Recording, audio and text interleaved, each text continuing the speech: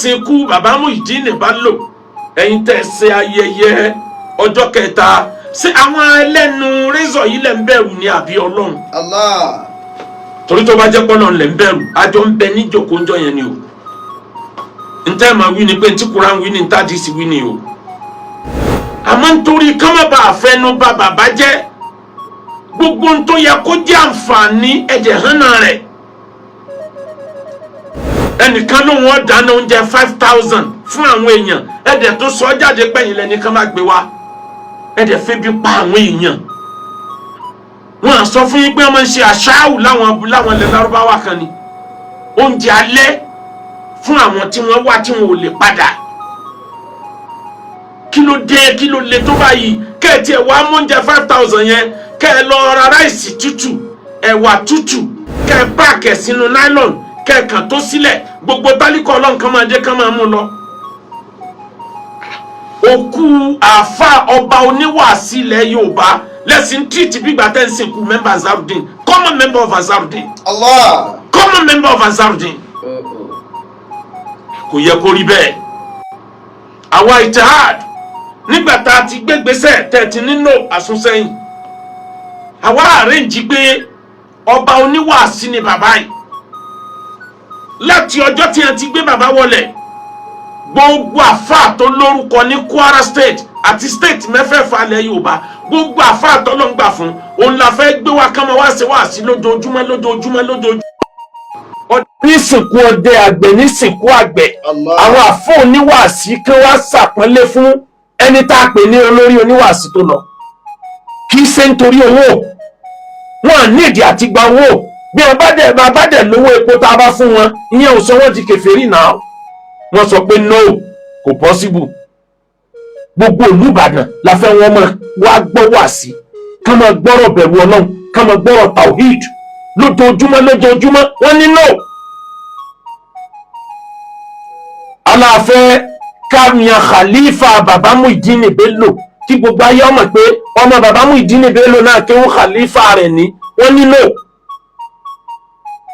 aláfẹ́ yan waziri tí khalifa bá padà síbi iṣẹ́ l'Abuja tọ́wọ́ ní naibu imam fún Azarudeen ní Central Mosque Abuja ó dá ẹjẹ́ waziri wà tí ọmọ mójútó lé wọ́n nílò bàbá tí a ń rò pé gbogbo àwọn àfáà wọ́n ń wá ní tí wọ́n jẹ ó yẹ kẹ́ ẹ máa wo àwọn kọ̀ọ̀kan nínú ayé pé wọ́n lè mọ́ ní tó bàbá oníwàásí àgbáyé bẹ̀tọ̀ náà ń ṣàánú àwọn náà díẹ̀. Allah. ó fi wá di pé bàbá ìmáàmù àgbàlẹ̀ Ìbàdàn ń bẹ lórí ìjókòó nílùú Ìbàdàn àwa ń sọ wípé bàbá ìmáàmù Ìbàdàn náà ń bẹ ń kalẹ̀ bó ṣe há ní wọ́n ṣe kọ̀tọ́kùrù wa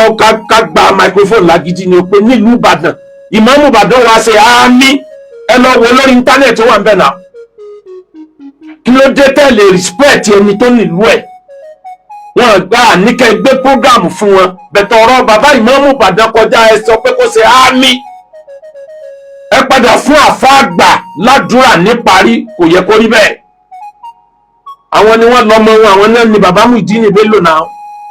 ẹ̀yin ìjọ Azarudeen ẹ̀yin lẹ́bí wa abayín bẹ̀ ni bẹ̀tẹ̀ sàwọn àtúnṣe ẹ má jẹ́ kí ẹnu àwọn ọmọ yìí ọmọ tìyín kiri ẹ dúró sójú kan bẹ́ẹ̀ ṣe ń bá bọ̀ tẹ́ fi bá débi tẹ́ ẹ bá dé yìí society wo nínú society Islam ilẹ̀ Yorùbá ló lórúkọ tó yín ẹ lákìpmẹ́ǹtì tó pọ̀ gan ibi ẹ wá bá dé yìí làwọn ọmọ kan máa wá fẹnu tìyín kiri lẹ́yìn náà ó dẹ̀ máa gbà ibo ló wà wípé tí wọn bá ṣe sàárà èmi ò ní kàn sọ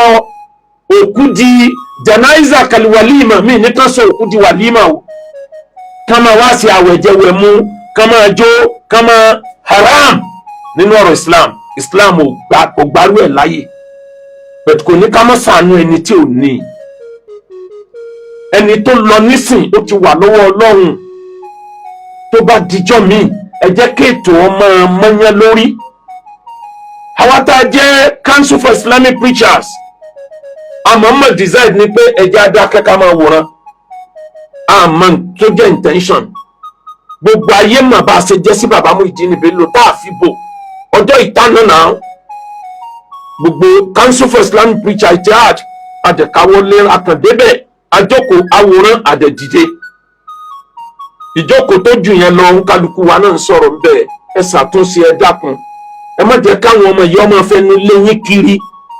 àwọn tá a jọ mọ yín ẹ mọ iye bú àtẹgbẹ ọ̀kan bẹ tí ó tó jáde lọ́la nísìnyí tì mí ètí ń bẹ ní Súlèjà wọ́n sì fẹ́ pẹ̀ ó kù díẹ̀ yóò jáde lọ́la tí ọ̀gbẹ́ni ókè báyìí is a matter of time ẹ rí i pé yóò jáde lọ́la ebú wo ni ò ní bú mi tán lọ́la ẹ̀yin bàbá wa ẹ dákun ẹ ṣàtúnṣe ọ̀nà àlàáfíà ń bẹ tíyàn fi máa correct nǹkan láti gba bàbá wa Muyideen Ajani Bello ti kú rahimahullah rahmatan wasi'a mo ti wò yí pé ẹni táwọn èèyàn máa ń fẹjọ́ mi sùn ni ló ti lọ yìí ó yẹ kí n fèsì wá sí mi squad kí n da àwọn rándanrandan yìí nù ẹ̀tí ń gbà mú wáré tó jáde tuntun pé ní ọ̀nà ní lọ àbà ẹ̀ẹ́dẹ̀ bẹ̀rù àtúbọ̀tán ẹ̀ẹ́dẹ̀ mọ tí ó pa ẹ̀yìn náà mọ tí ó kàn yìnyín iná líjẹ́ di ìdá ẹni. ìdá mẹ́tọ́láyà alájẹ́dídé àdínàyà lílìbìlà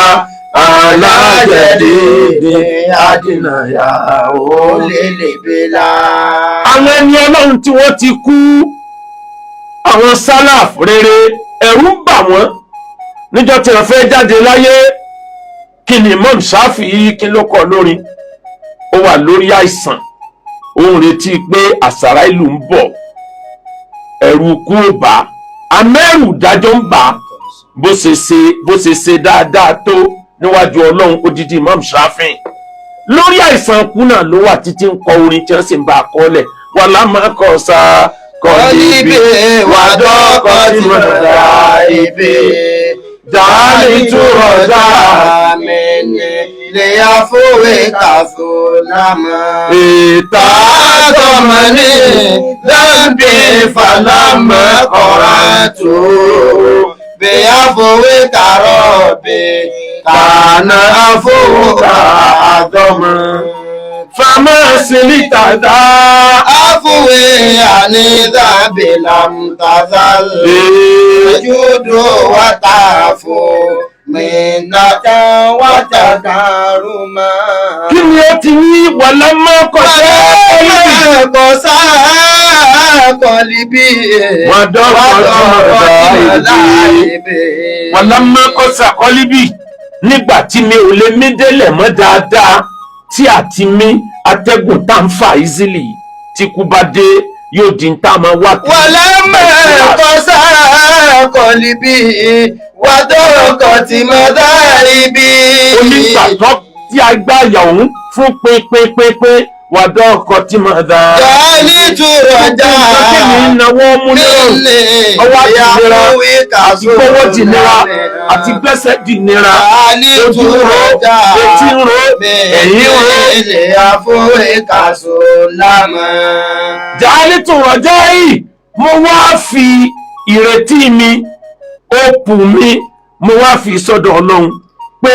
àánú ọlọ́run àforíjì ọlọ́run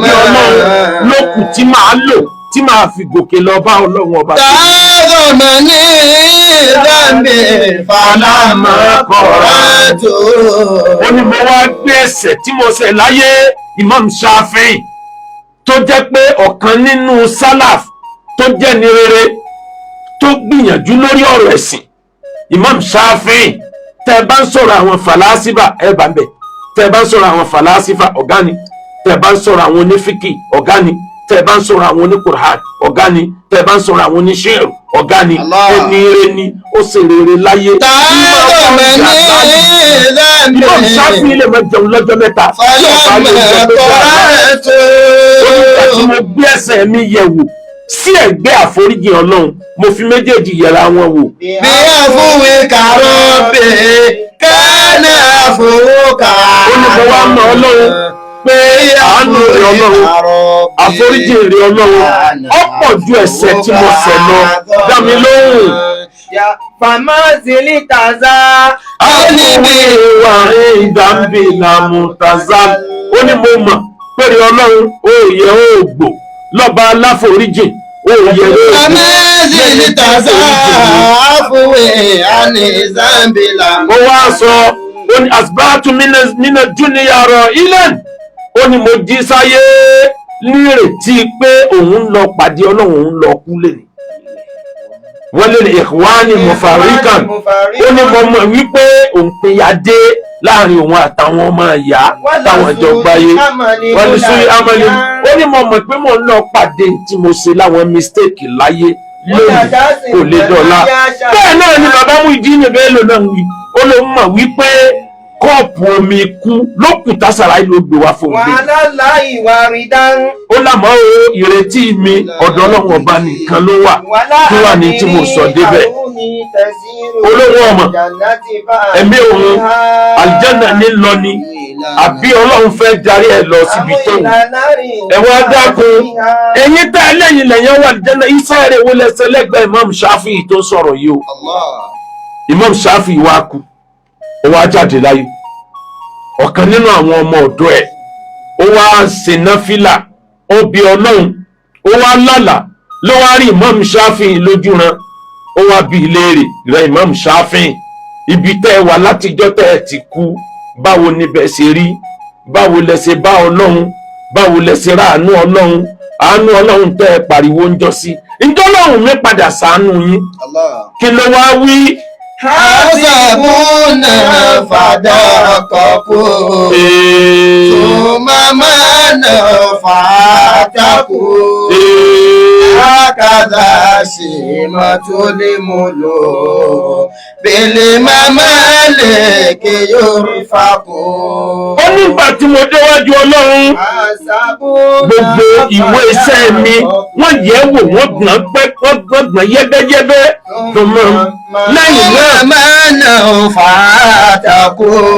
Lẹ́yìn náà wọ́n kọ́kọ́ ṣe bí ìgbà tí wọn ò ní já rọ́nà lọ nínú àánú Ọlọ́run, àmọ́ wọ́n padà wá ṣàánú mi, àwọn màláíkà ṣàánú mi. Gẹ́gẹ́ báyìí ni ìwà àwọn tí wọ́n bá jẹ́ àwọn alágbára, àwọn ọba, bí ẹ ṣe lo agbára wọn láyé láti fún ẹni tó bá wù wọ́n sínú ẹ̀wọ̀n, láti fún ẹni tó bá wù wọ́n. Bẹ́ẹ̀ náà làánú Ọlọ́run tó ń bá pàdé níbi tó wà yìí. Ó wá parí ọ̀rọ̀ ẹ̀ sí pé iná kọ́lí bí ẹ̀kọ́ wàlìsáni sọ́dẹ̀kù anna mamma tamulina lẹ́sàbí náà yóò rọ̀kù.